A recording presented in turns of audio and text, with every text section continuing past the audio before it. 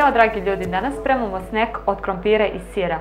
Idemo na sastojke, ali pre toga subscribe za mene.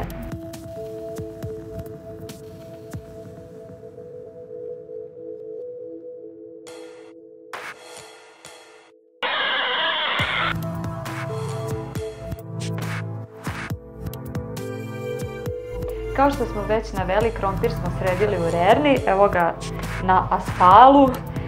Sada ćemo lepo oljuštiti ovaj krompir i spasirati i dodat ćemo sve ove sastojke koje smo izdvojili, brašno i šećer, tako da idemo da vam pokažemo kako se to radi.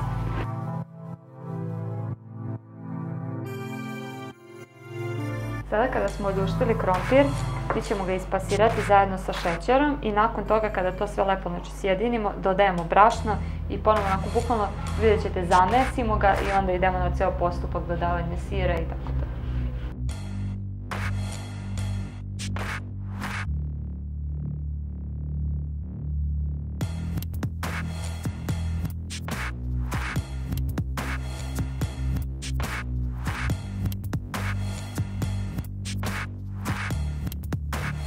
Sada ćemo formirati lopticu, uzet ćemo ovako jedno papče.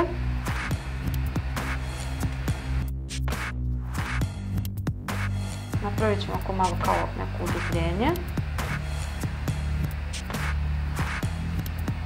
I stavit ćemo sira. Ne morate mnogo, s obzirom dovoljno. Ćemo ovako zaklopiti.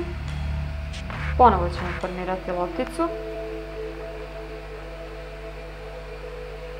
I onda ćemo tu lopticu oko malo spljeskati. I znači ceo postupak sa ostatkom mase isto ponovite i idemo da pečemo.